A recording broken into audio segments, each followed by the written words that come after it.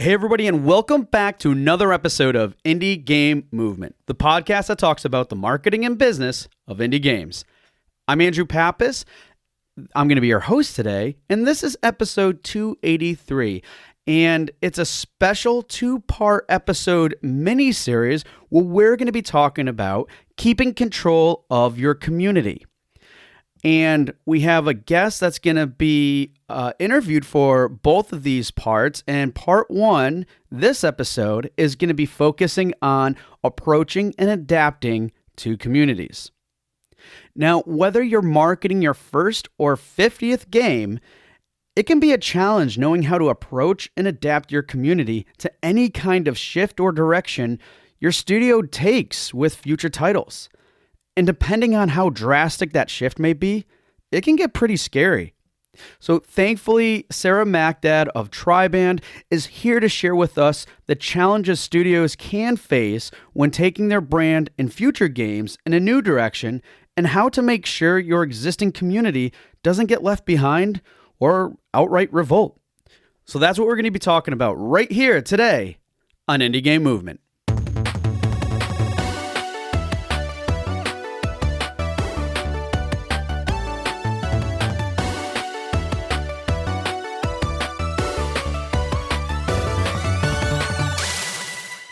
Hey everybody, and we're back, and today with us I have Sarah Makdad. Sarah, how is it going? Super great. Amazing day on my hand, so very happy to be here as well. Same here. It's a gorgeous, looks like a beautiful fall day here in the Northeast in the U.S., and I'm glad you're having an awesome day.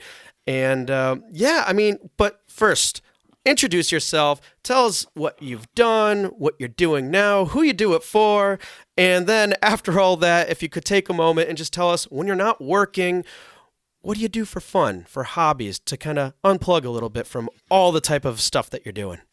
Sure. I'm right now I'm a community manager at Triband.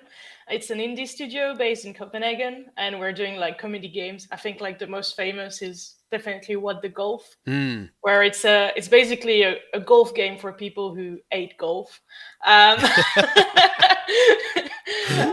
So that's what I'm working on right now, as well as a VR game called What the Bat, where you don't have hands, you have baseball bats. Your hands are bats. Yeah. And you have to that's basically the whole game, is that you just have which the pitch is that we were what happens if you have baseball bats for hands? And this is basically the whole game. What happens? So yeah, and just before that, I was at a French publisher called Focus Entertainment. I was their senior community development, leading the social media team there. Nice. And I think the most well-known games we're known for must be A Plague Tale Requiem, Space Marine, a lot of Warhammer games, those type of titles. Nice. So lots of different games in general that you've been help managing on the social media front. Yeah, definitely. And other areas too, just communication, lots of things. Yeah. I think my expertise is mostly social media, and as weird as it can sound sometimes, corporate communication, because people don't usually do corporate and social media. That's mostly you're a brand manager and then you do corporate. Right. But I wanted to try and see how it was. So yeah, if you see some corporate stuff on the Focus Entertainment side, I helped kickstarted some of that. So that was great. Working on a career page, that was something that I wasn't used to, but since I was only corporate person at the time, I did those type of things as well. So basically external communication, external community, and also internal community with employees, basically. Wow. That's pretty awesome. I mean, and those are a lot of good things to have an understanding of and stuff too, which is why you're just so good at what you do and why you're here talking with us today. But Thank you. But before we go into it a little bit more, So when you're not doing all this awesome stuff and community management and everything else, what do you do for fun? What kind of I don't know, just lay it at us. I think the thing that helped me the most relax is like drawing, and Nice. I really really love art, so that's what I do on when I'm not at work. Basically, I'm drawing, I'm creating like webtoons and stuff like that. But Nice. I have an approach that is very different, like from the one I have at work, because for me it's really like something that I enjoy, but I don't want to market. I don't want to shout like every 2 days that I have a webcomics and stuff like that. Even though if you enter the webcomic author community, everyone is telling you to do that, right?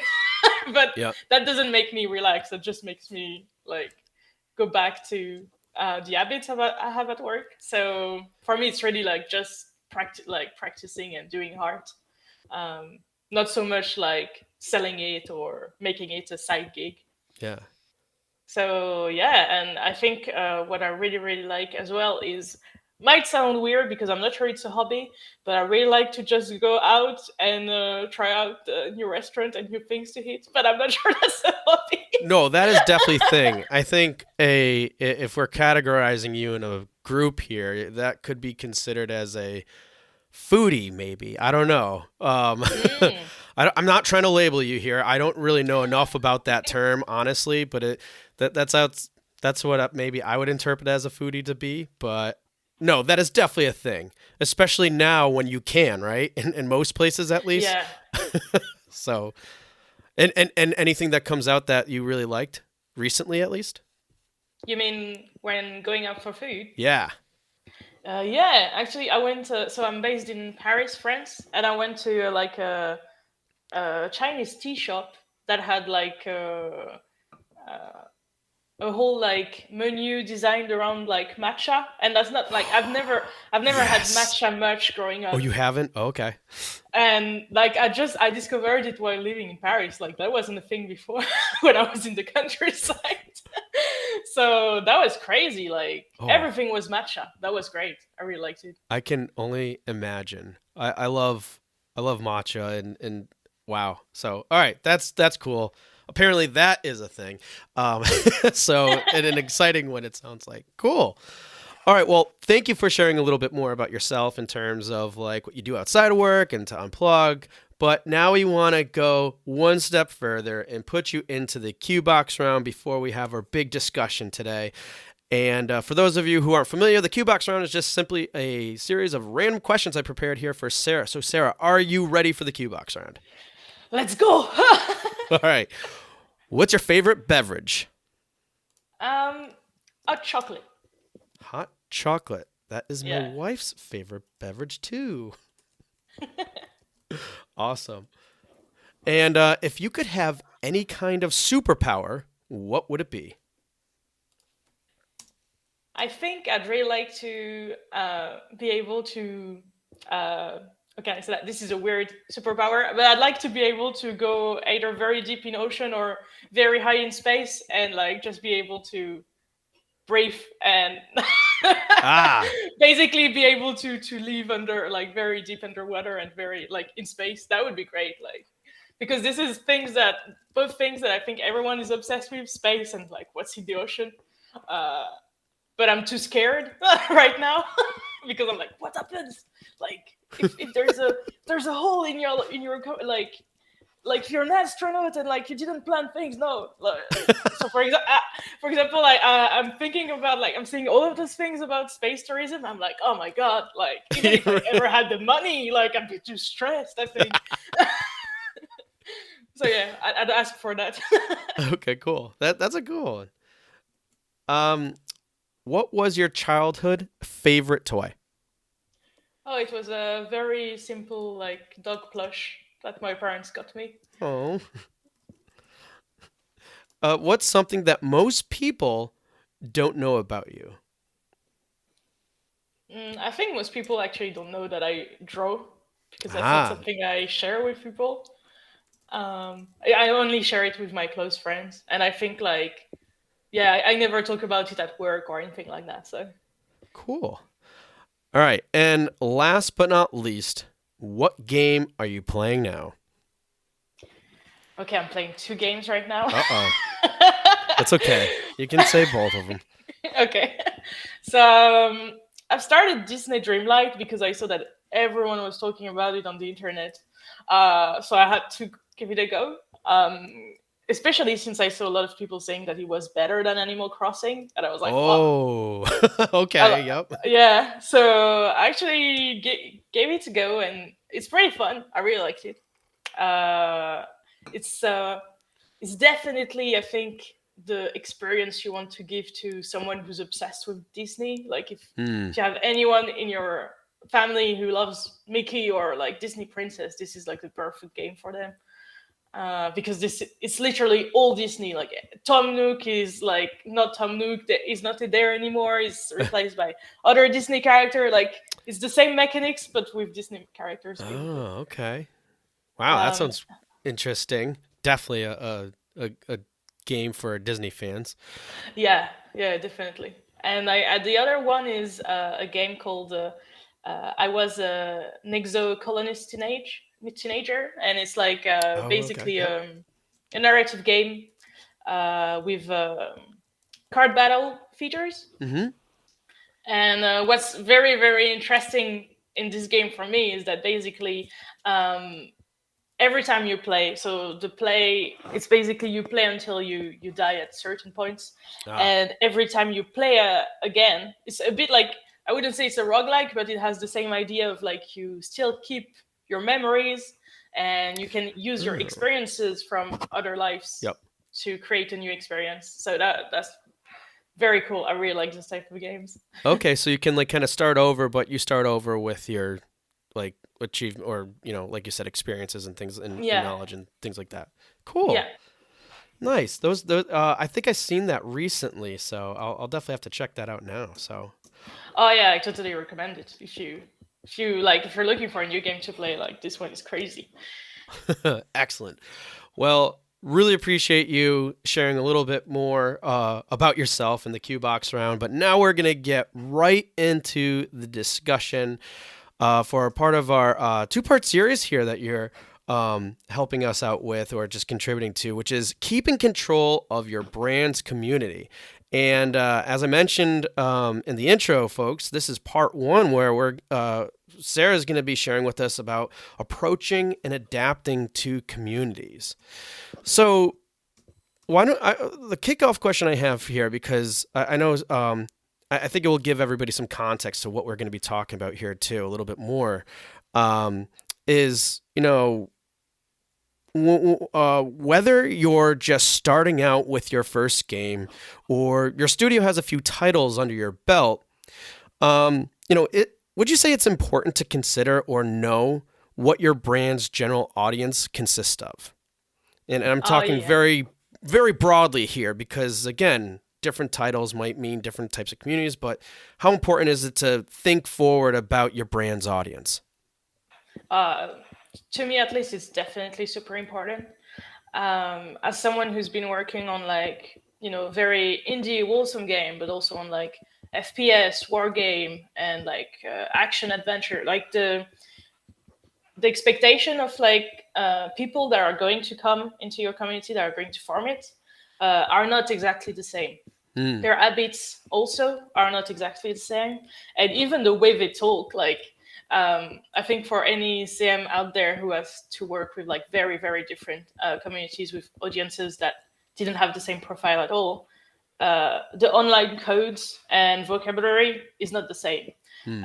So it's definitely something that I think you should take into account.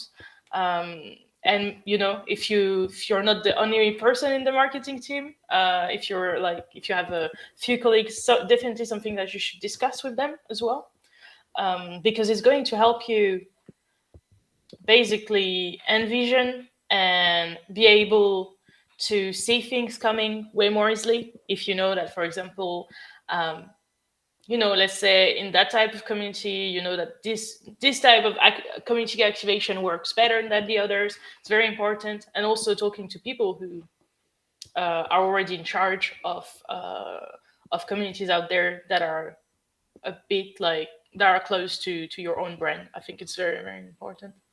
Yeah, and that's a really good example too in terms of talking to other, whether they're developers, studios, or whatever that already have somewhat communities that are similar, or that in terms of how they communicate as a brand across multiple IPs and multiple titles and things like that. Because again, I mean, this is really tricky stuff. Definitely. Definitely. There's well, when I was back back then when I was working at publisher, the catalog was very like different. Mm, Like would be speaking in the same week about a Warhammer game, then an adventure game, then an RPG, and then a wholesome game that you can play with your family, and it's very like cozy, and those type of uh, games are they're all games, right? But they don't have the same audience at all. They don't attract the same people at all. And that was actually like one of the main challenges: is how do you, as a brand, like if you want your studio or if you want um, your publishing company to have its own identity online and to be mm, able to speak about all of the product equally, because you definitely, when you're a publisher, you definitely want to speak about everyone, because that also, if you don't speak about all the games that you work on, that can create like internal problem with the studio you're working on, like, oh, why the hell are you tweeting more about their game and my game got only one tweet this week, those type of things. right. It can be a very big challenge to be able to attract all of those people that are very different, all of these community to around your brand, without them like attacking or like destroying each other. Because let's say if you have one of your game that has a very toxic community, Mm.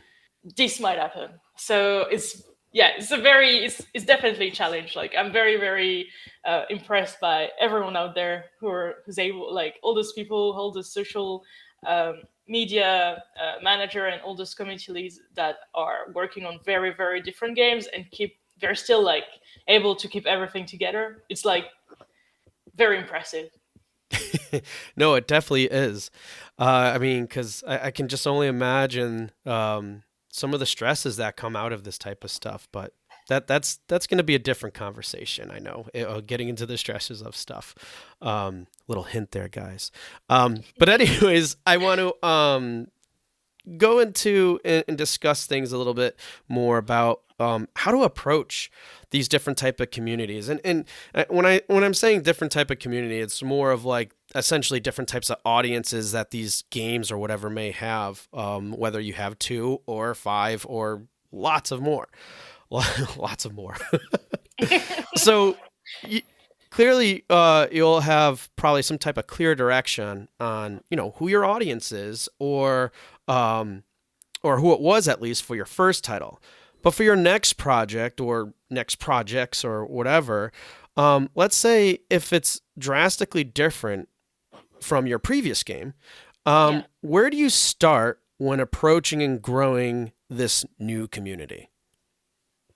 So I think uh, I'd start by like studying closely, like what I did during my first game, because there are things that are already going to have an impact on how you grow your community. Like growing a community around a game is great, right? Like everyone wants that, but it's when you manage to retain that community for all of your game that is starting to get very interesting, because you're starting to work on like not only the prosperity of a game and a community, you're also working on prosperity of like you and the other devs and everyone Mm, working on it.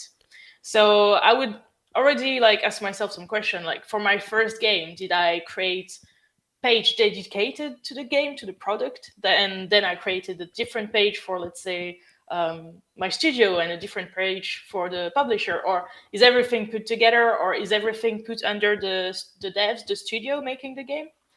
This is already going to have an impact on how you can grow your next community, in the sense where, like, there are some, just for like question as simple as like ads and pushing content onto people that you already know, uh, thinking about how you can retain them under like the same umbrella Mm.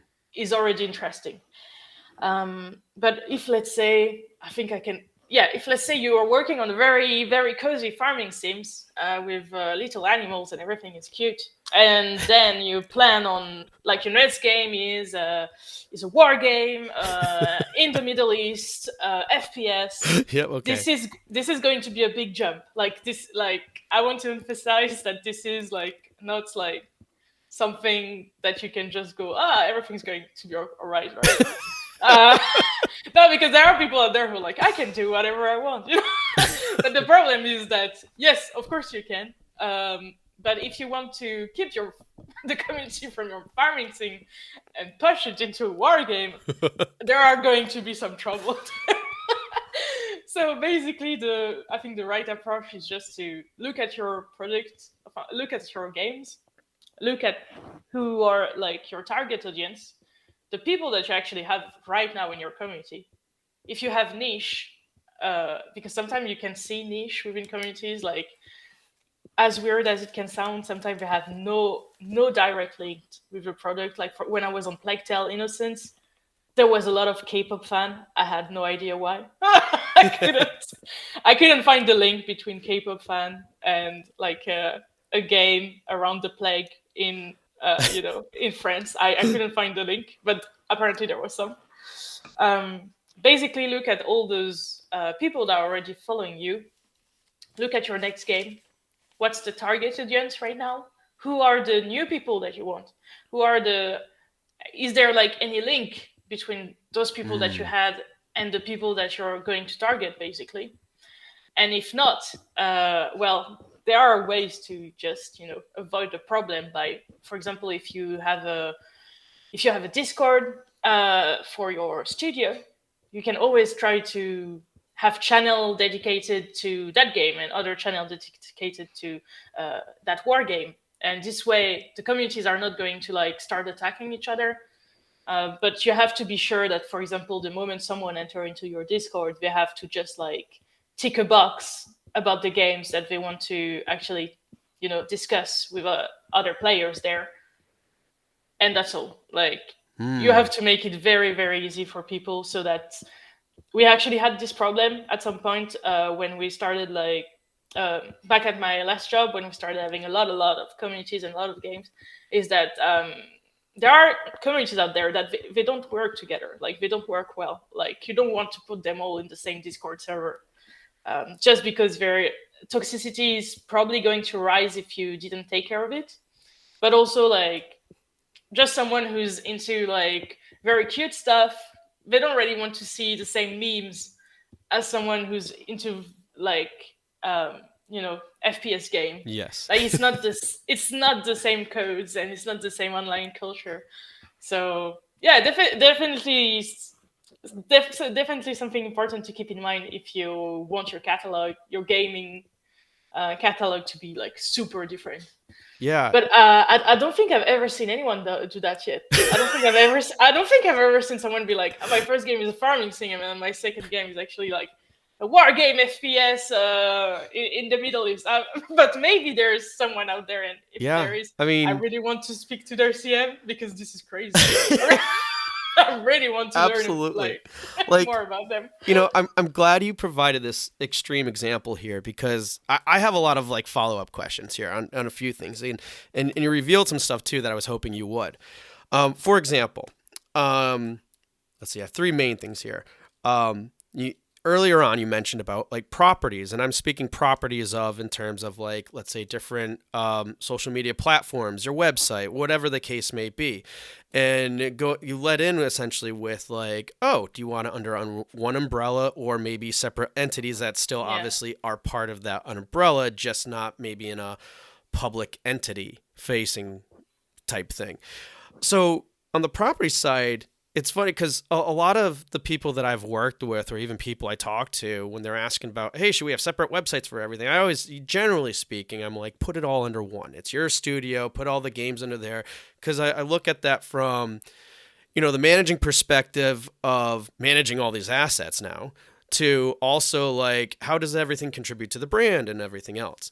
But then with the fun crazy example you provided of, hey, cozy wholesome game and crazy war FPS game, like obviously things may need to be a little bit more strategic in terms of how you present those things. So I'm glad you showcased that, because that was really, that's always something I always sometimes I might not think about when I'm talking to other people, or just people in general are thinking about, like, oh, because who knows what type of direction you may want to pivot your studio down the road, because the team changes, your focus and what you really want to do changes. Like, this happens all the time, and you might not know the answer now, even if you're projecting 5 years into the future. So it's really interesting on that side. The other thing I thought was interesting, I want to dive in more, is because I don't think a lot of people do this as much as I think they should be doing. Maybe they think about it,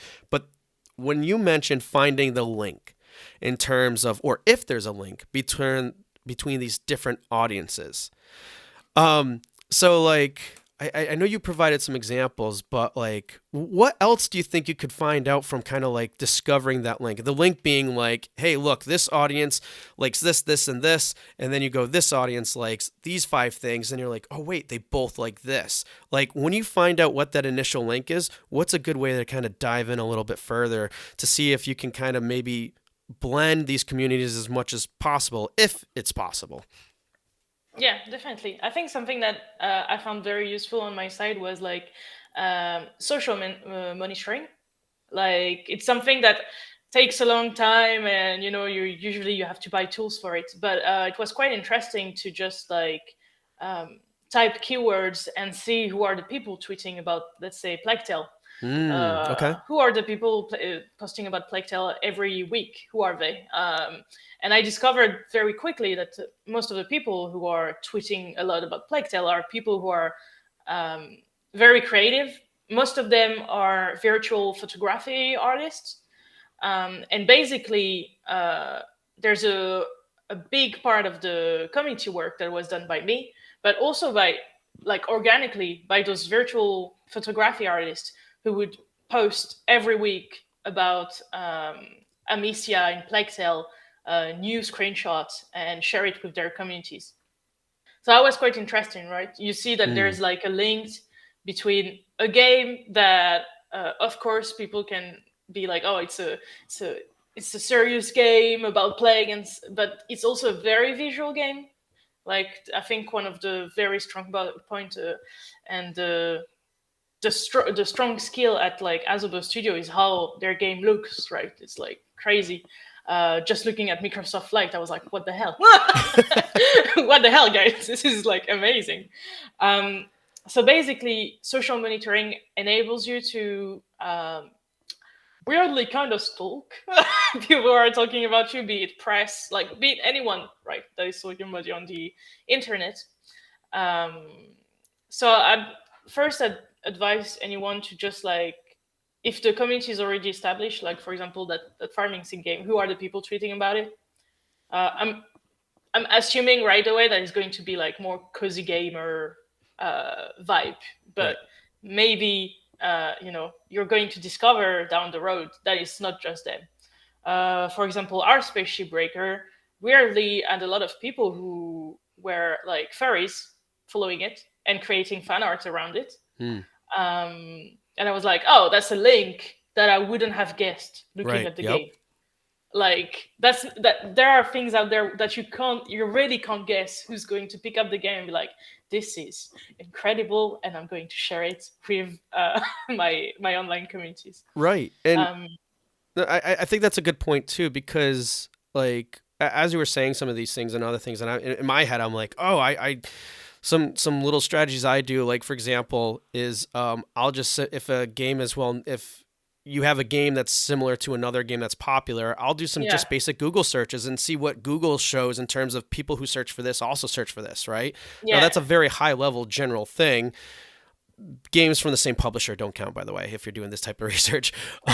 But anyways, it reveals a lot, but that's at a very high level. But what you're talking about, which I think is really helpful, is some of these things, I don't care how much you're digging into, if you're not having these conversations or things with people, or creating or having this environment for them to have these types of discussions, you would have never really understood or known, like you said, that link or that connection there.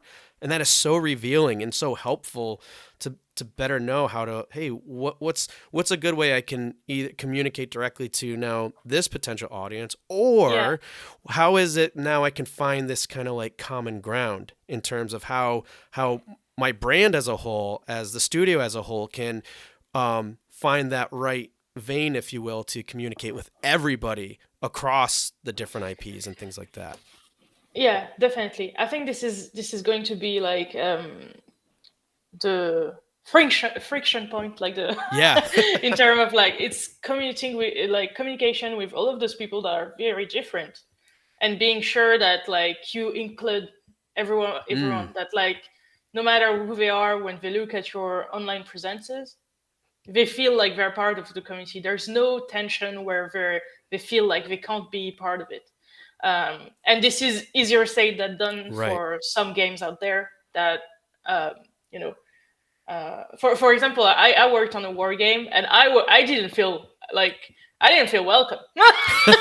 And you worked on like that's when I started out. They were like, "This is your project now." I was like, "Oh, hey, I don't feel like if I was a player entering the space, I wouldn't feel welcome." So when you're in a situation like that, this is the moment where you actually like need, as a community lead, to come up with like, a way to handle that. People are very different approach. Like, do you want to, actually, you don't care, right? Like there are some people out there, they don't care if the community is toxic because they assume that like, well, those people are here, they're attracting more people, I'm still selling, so who cares, right?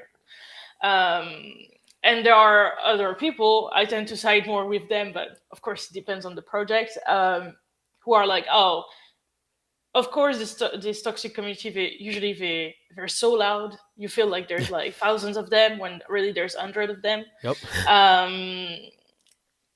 But the problem is that they actually like feel like make a mainstream player or like more casual player, or even hardcore player who don't care about those type of things, feel like the community is not made for them. That you actually lose potential customer, of course, but potential like active community member. So of course everyone thinks like what they want. I don't want to change anyone's opinion. What I really advise though in those type of situation is that you actually look for patterns regarding the sales, regarding how the community is active. Like, is it really true? Is it true that your toxic members are making like, it's okay, it's still making sales? Is it really the case? And if it's not the case, maybe that's definitely something that you want to change, because you're going to need to reach towards other target audience out there that have not gotten into your games, and you have to guess why. And if the answer is the community, as the community lead, this is the moment where you have to take the lead, and you have to go to not only the other marketing people but also the devs and discuss it and be like, look guys, I've thought about it, here are the ways we can do it, what's doable for you, what's not doable for you. I think this is the way to do it. And I think there's also a lot to a bit to unpack there from what you were saying, because at one way to look at it, as you presented, was from a business perspective, like fully analyzing the whole community. What are the goals and objectives of your games, of your IPs, right? And the bottom line is, to generate revenue, to sustain the studio and keep doing what you love doing. But then if you start realizing, and I think it even potentially goes on beyond the community, and I'm speaking in a very holistic approach here, the game community, even like the greater community. For example, like you have your community, so your Discord, your social media, and anything else around that. But then let's say there's conversations happening about your game that you're not necessarily in control of. I mean, you're never in fully control, right? But if the overall perception is, oh, anybody who plays that is like this, right? Yeah. So then, Yeah. then that could start addressing kind of some of the things that you were asking about before, like, hey, or all these types of questions that you're asking, which are, okay, how's it really impacting things? Because, hey, sales are still good, things are like that, but what is really the overall impact of this type of activity happening? Is it positive or negative? And is it limiting our reach Yeah. or the growth of the game players, audience, etc.?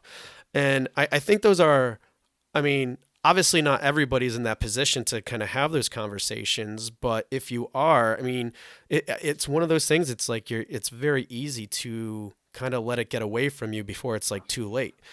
So, and all of this too kind of goes back to what we were saying before about really being mindful of kind of the direction to an extent that you're looking to take with your studio or your as a publisher, or like how diverse you want your portfolio to be, and all those types of conversations, and then thinking through like how is this going to be, how's this going to work out, and stuff. But a lot of interesting things I think that you shared in that comment, that you know, we talk about community in the sense of it's kind of very nebulous or not necessarily defined in terms of how it can relate to the bottom numbers, because it's so hard to make those connections. But then once you start, like you said, you pick up on the habits, you pick up on behaviors and certain things, then it might become a little bit more apparent. And then also, and correct me if I'm wrong, it ultimately comes down to what you guys as a studio cares about in terms of what direction do you ultimately want to take.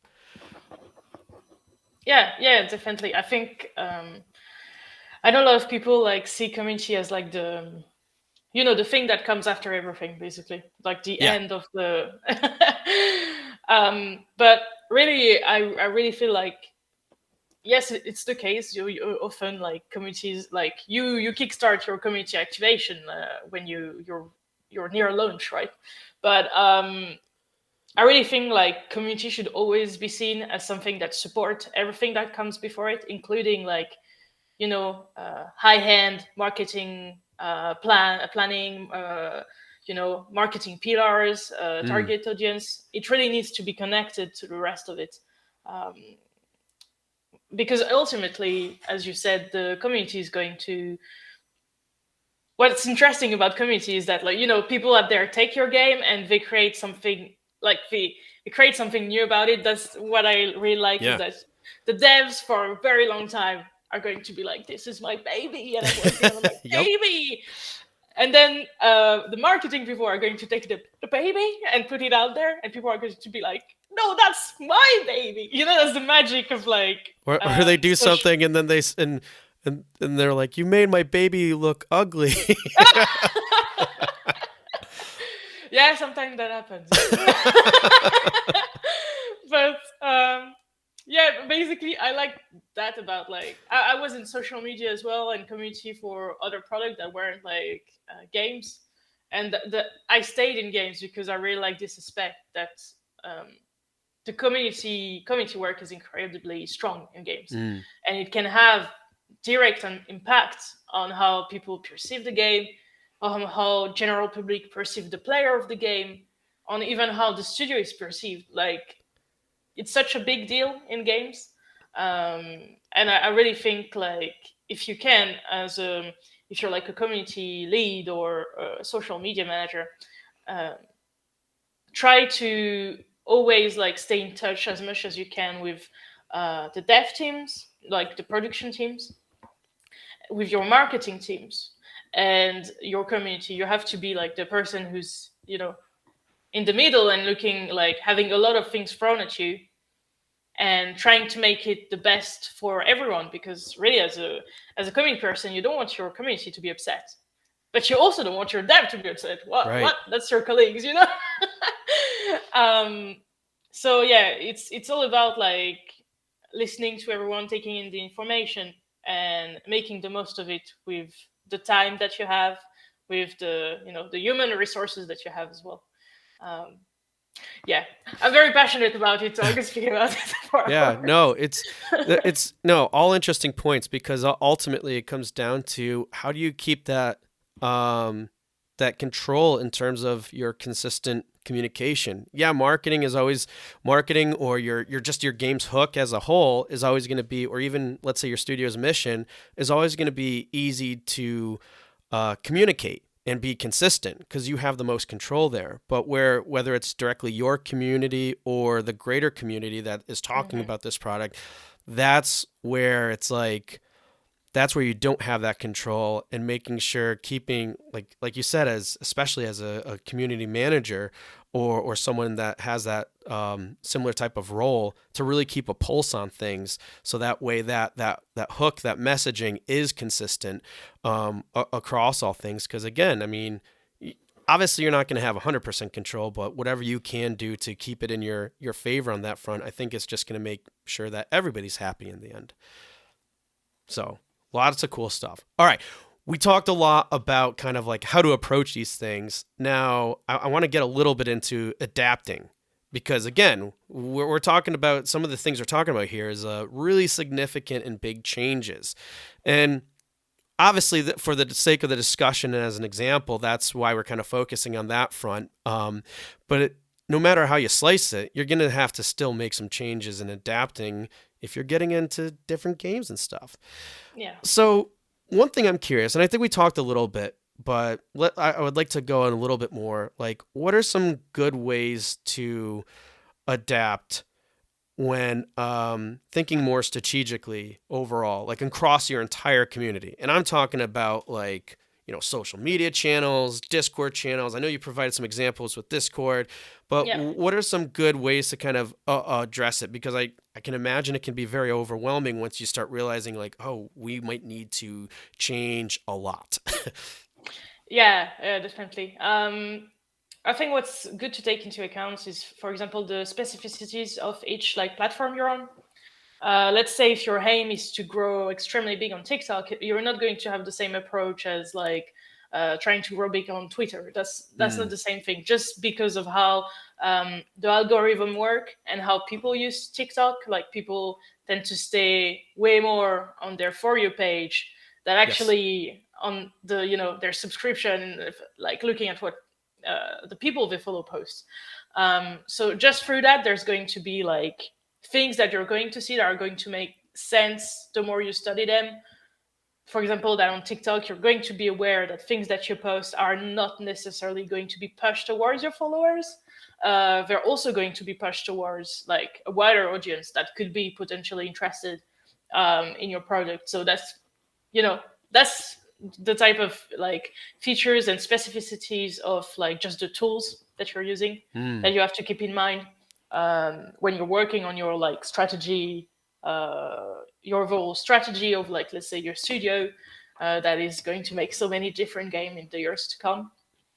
It's also quite high end, being able like to work on community while being able to see what's coming in the next year. A lot of community manager out there have no idea what's coming in the next year. Sometimes like you even have no idea what's coming in the next few months, right?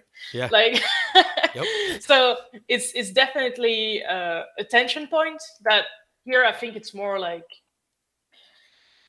on the company side. Like if you're someone who's a director or someone who's like very much working on the future of the company, it's always useful to have like someone who's knowledgeable about community, because it has definitely an impact for games on sales and how well your studio does or your publishing company does. Being able to see what's coming, being able to potentially, benchmark some of the people out there that are like you. For example, what's a good thing that I liked doing before we had at Focus Entertainment, before Focus Entertainment was Focus Entertainment, it was called Focus Home Interactive. There was a whole rebranding, right? And that's the moment where the high-end question came, like, how? What's the aim for the next year to come? Do we want everything under the same umbrella? Do we want Focus Entertainment to be more well known? Do we want to be like? There's a lot of questions that people are going to have very different take on them. If you ask like a CEO of that indie company, is going to be like, oh, I don't care that people know the name of the company. I want some people to be like obsessed with the game. That's not Yep. And other people are going to be like, no. People have, the moment they see the game, they have to think about this. For example, like there's a lot of people out there who are going to tell you, I want to be Devolver. I want people to say this is a Devolver game. Like I don't want people to be like aware of like who's making it. This is a Devolver game, and it's a Devolver game before anything else. So everyone has very different take on this, and basically depending on what what your boss wants, but also what you think is the best. You're going to need to have several discussion on that. Because not everyone can be Devolver. I love them. But not everyone can be Devolver, because Devolver is Devolver already. Exactly. I mean, like, yep.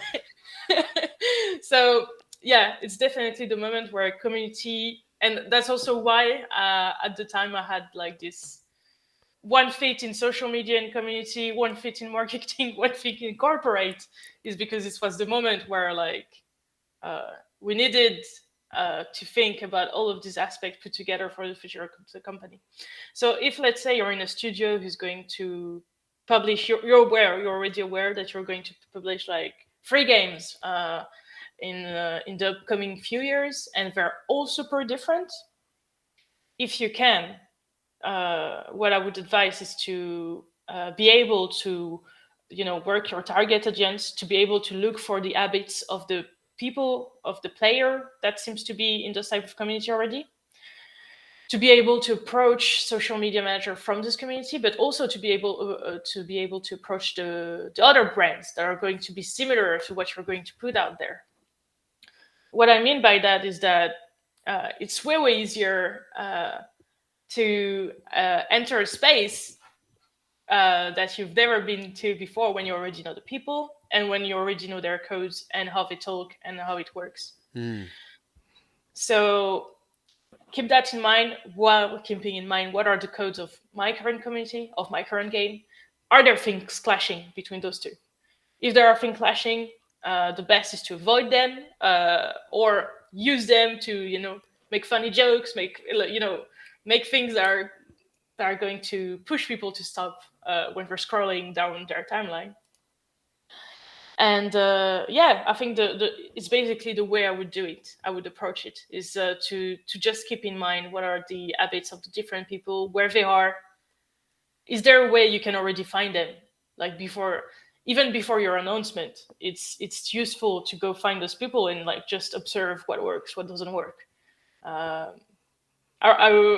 I have like, that's my personal little thing, but I think if you're a community manager and you're using let's say TweetDeck, it's very, very useful if you have like in your TweetDeck a list that is all the games, that list all the games and like all the Twitter account of games that are like yours, and games that are like the ones that you're going to work on in 6 months and in 1 year and in 2 years. Because you're going to be able to see that there are trends, there are patterns, there are things that just don't work, and there are things that will work. And it's very useful, like, to just like make it a game. Have your morning coffee. You're like, what's going on in this community? It's literally what I do. Like, I try to not see it as work, because of course it's a lot of info. Right. If you take it as a game, like, I don't know. I feel like there's a lot of like ADHD people in social media. I don't know why. So if you're one of them as well, just make it a game and be like, oh, what's going on in like the cozy farming communities, and what's going on? How is it going in the war games community? Yeah. And how is it going in the multiplayer, like Apex, Overwatch? What's going on there? And you're going to see that there's a lot of pattern actually. I'm glad you put it that way, because one, you're right. It's a lot of information, and it's very difficult to kind of like write down or track even all that stuff, right? But like with anything, if you start doing it more regularly, any type of activity, you start learning and picking up things, and you might not be able to really identify it right away. But then when you start asking these questions again, thinking about it, you'll be like, oh, I know a lot more about this community than I thought. And then when you have these conversations with other team members and things like that, I'm sure things will surface where like, oh, well, I actually found out that people are really into this one thing. And people are like, wait, what? Yeah. Right. So I'm, because again, like this, and approaching it as being fun, and I think this whole process that you just outlined too is kind of a little bit about being creative, which I think is good too, because again, if you always try to track and while these processes and tracking information and collecting data is all super important, it can't always be done. Especially I think with community management, there's always going to be some form of KPI to follow and all this other stuff, but some of this stuff is very somewhat intuitive and gut instinct based and all these other factors. So I'm glad you called that out to it, because I think sometimes while we're doing this type of work, and those listening, it can become very stressful, and thinking of like, how do I do this? And I'm not doing it right, and all this stuff, and making it into a game, like you said, especially to the ADHD people out there. Yeah. It's a good call out there.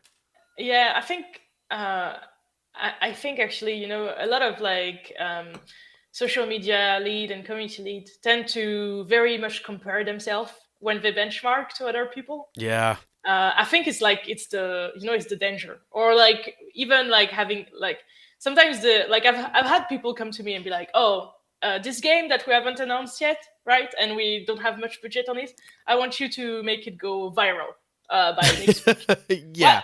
But there's nothing out there. No, there's nothing out there. Do we have a budget? Absolutely not. Make it go viral. I'm like, okay. Or, people coming to you and be like, I actually want this game to be the next Overwatch. And you're like, yes, I do not have the same budget and human resources as, it's very hard when, it's when people do that, but you have to keep in mind that most people stay on their feet a certain amount of time and see certain things and have things that they personally like, that they're personally very receptive to. Me as a CM and me on my personal social media, we're two different person. We don't act the same way just because one person has to be welcoming to everyone and work with KPIs, work with trend. Another one would just want to spend some time laughing at stupid memes. Yep. Even though I very much do that as well during my work, but I try to control it more. So yeah, I think my advice to community leads out there would be to not compare yourself that much. Something that was very eye-opening for me was that before, when I was just starting out in the industry, I was like, oh, there's this account, it's crazy, the community manager is so talented, and it's true, right? But I saw them as so different from me that it was unreachable, that. I felt like I wasn't doing things right. I was like, oh, when your boss come for the fifth time, he's like, why is it not viral? You're like, oh my god. I swear, I'm trying, but I'm not Kim Kardashian yet. So, just things don't work the moment I post them. Basically, what really helped me is just actually talk to those people that you think are that are at a point that you can't reach. Because I swear to God, all of us are like, ah, man, I keep comparing myself even after 5 years in the industry. Everyone is comparing themselves to everyone. Everyone's having doubts sometimes. Everyone is I swear to God, everyone is out there, and every time there's a new update in the TikTok algorithm, we're all like, oh my God. Yeah. Yep. Again, I thought I finally mastered it, and again, there's a new change. One thing I like to, it's a great point, because one thing I like to say sometimes here from something I've heard before, but compare and despair, right? So try not to do that.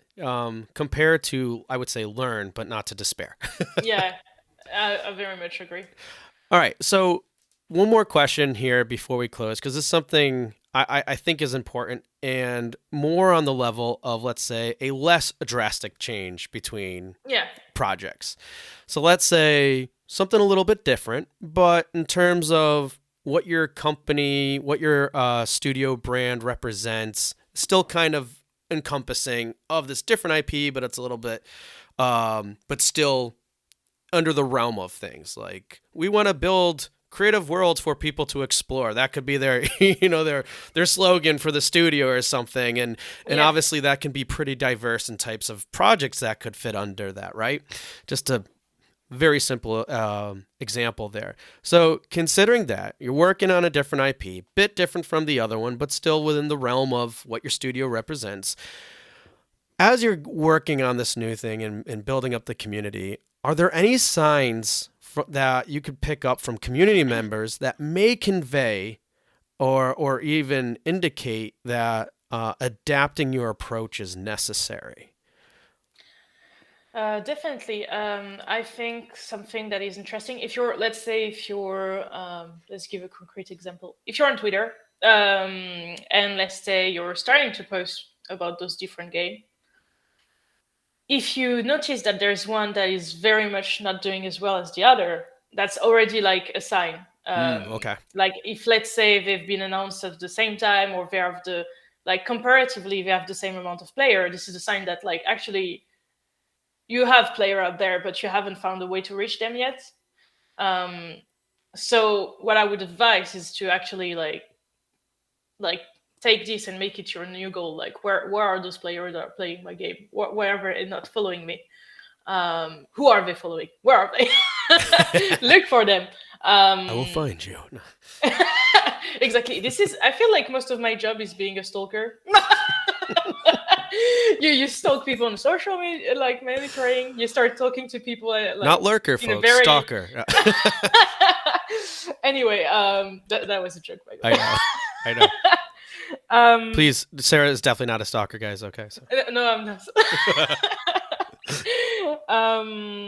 Definitely what a stalker would say, though. But Yep. but yeah, I think KPIs, like seeing how people react, is a first like clue. Seeing if let's say you're on Discord, or even if you're like even on Twitter, sometimes you can see it. Do people clash from different communities? Because you have community member, people who follow you. You start, like, if you give enough attention, you can tell why they're following you, right? If you see that they clash when they exchange together under one of your posts, a good reason is to find out why. Sometimes people are just like not nice on the internet. Sometimes it's also because the code's habits, the online presence of those two entities are so different. They have a hard time understanding each other. So many people out there like being nasty to each other just because they actually didn't understand the full sentence that the other person said. Crazy, but that happens a lot. So yeah, that's another clue. That maybe there's a way for you to actually adapt in terms like of tone, editorial, your approach, so that everyone is still like open, everyone is still understanding, but everyone's still like follow up and speak about the same things Right. without Yep. misunderstanding. And so yeah, that's definitely another clue. Oh yeah, what I'm saying, sometimes you have to adapt it through the different platforms. So for example, yeah, your community, people who are on Reddit are not the same as the people who are on your Discord. Usually they're not the same as the people who are in your Steam discussion as well. So definitely adapt, definitely keep in mind the specificities of those. You're going to be very much aware of how the people on Reddit are going to speak compared to the people on Steam discussion. I actually had a game that I worked on where there was a very big rise of toxicity in the Steam discussion, especially, and in the forums. And it started bleeding out and reaching the social media. It was at launch. Basically, it's a game called Grateful, and I really like it. It's like a game about like being an explorer and like finding a cure for a plague. The problem is that different person, when they look at that game, they're looking for different things. So we had people who were super like hyped by the fact that it was like, it reminded them of like Dragon Age, like BioWare. You could like romance character, there was like LGBTQ romances in the game. So they were very hyped by that fact. Other people were very hyped by the fact that it's an RPG, and they just really wanted to be an explorer again. And you also had people, and you could see it very clearly, for example, in the comments on YouTube under the trailer, who were especially hyped about the game because you could, there was different faction in the game, and there was like basically the native of this island that you're exploring, and the game lets you do what you want. Like, if you want to be a destructive colonizer, you can be that. So the problem is that we attracted people who were very, very different in this, problem, or, it can be a strong point. But what happened is that at launch, suddenly people who were interested in like being very violent towards native in the game started expressing that need in the Steam discussion. So we started like, I kid you not, I was working like during the launch, and suddenly I started like seeing like, hundreds of like new topics popping up in Steam, where like about the game, but who were very focused on, why are not all the native people of color? Oh, why are the women drawn that way? I wished I could like just kill all those people right away. Why are, like, very much like very violent, very extremely toxic, extremely violent. I'm saying it with nice word right now. Of course, you can add a lot of slurs in what I said. And it created, like, I could see it right away. It created like a troubles in the sense that people were there for the RPG experience and were there for, like, for example, romancing LGBTQ characters, started feeling like threatened by those people. We started seeing on Reddit, actually. On Reddit, people started posting, "Oh, don't go in the Steam discussion. Avoid it by all means." Wow. Some of those toxic people starting to comment to Twitter and tweeting like under people were saying, "Oh, I can't wait to romance that man." And of course, they would say a very nasty thing to those users. And basically, like, for example, that's the moment where I had the discussion actually with someone. I was like, this is not possible because it's getting rid of a lot of people in the community. It's like totally killing the mainstream part of the target audience that we identified, because it was one of our target. We're like mainstream RPG player, like people who just want to play and have fun. Boom, that target is gone the moment like you let toxicity thrive. And I mean is that the moment you let those type of things happen, you're also letting potential community member go away, potential consumers. Is going to have an impact on yourselves. And basically that's when I started, like, I took that decision and I was like, okay, thanks God every user used different platform, because that was also like like for me it was a bit of a cry for help seeing like a Reddit post pop up about that. It's not nice, right? To see someone from your community say, "Oh, I can't go into Steam discussion anymore. Guys, don't go. It's horrible there." And you at the same time, you're like closing, like blocking everyone. That day was crazy for me. I had like all of my screens. And I was just like, closing those topics, like blocking everything. I was like, what's going on? But it was also proof that I had to do something, and I had to make it more more welcoming for everyone, and make it like very clear in my tone that it wasn't acceptable, and that it wasn't the values that we had as a publisher, as a studio, and it wasn't what we wanted to express with that game. So yeah, that was a crazy day. Oh, I bet. And you know what? That's kind of an interesting example where, I mean, to some extent, this stuff happens. It's happened to other studios and games and everything else. But I think the important thing too is I think you broke it down into two groups here in terms of, hey, what are indicators that you need to adapt? And I Yeah. think first and foremost was, hey, when you get certain comments or signs, right? And if those comments start becoming a trend, then it's like, don't ignore them. That's a clear indication that, hey, Yeah. we need to change some things. And then on the flip side, with that story you just shared, it's also a matter of sometimes adaptation has to happen immediately.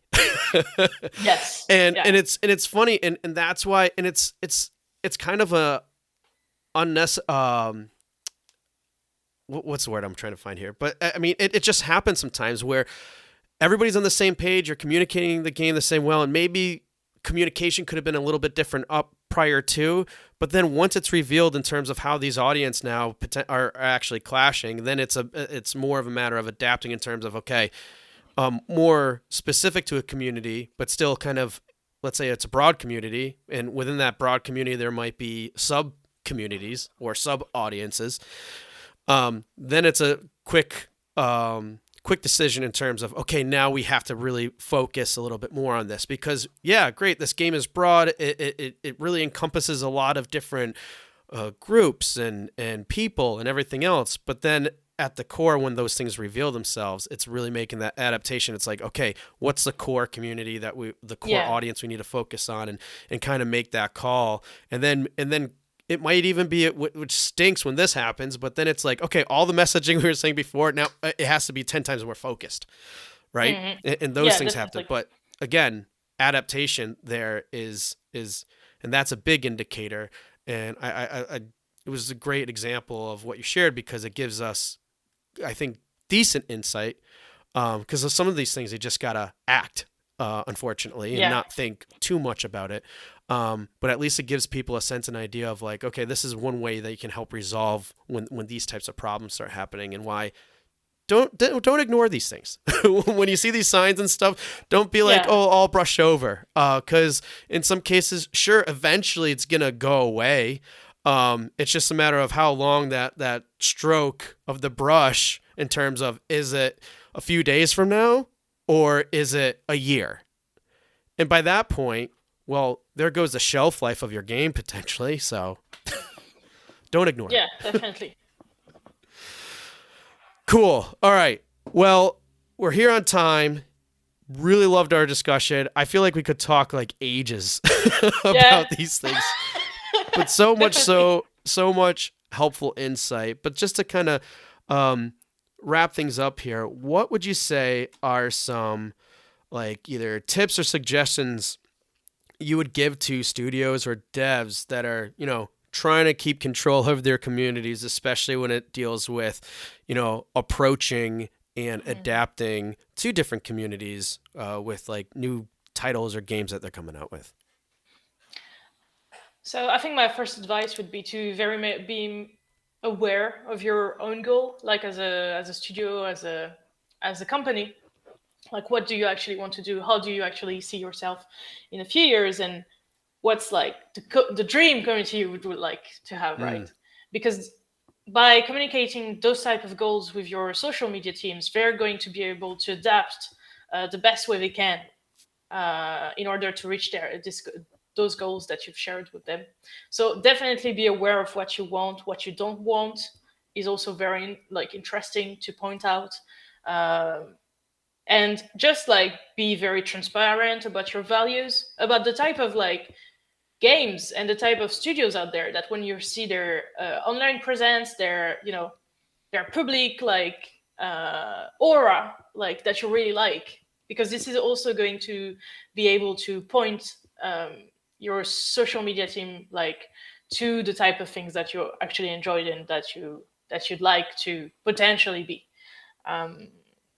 For the social media team, the social media person working directly with the community, I would say that keeping in mind the habits, the code, like who's part of your community, being able to actually figure out like what are the niche in your community, who are the different people who are like part of the community, is going to help you not only like create content that is going to be interesting to everyone, but also is going to enable you to adapt the best way you can when you're going to move towards those new projects.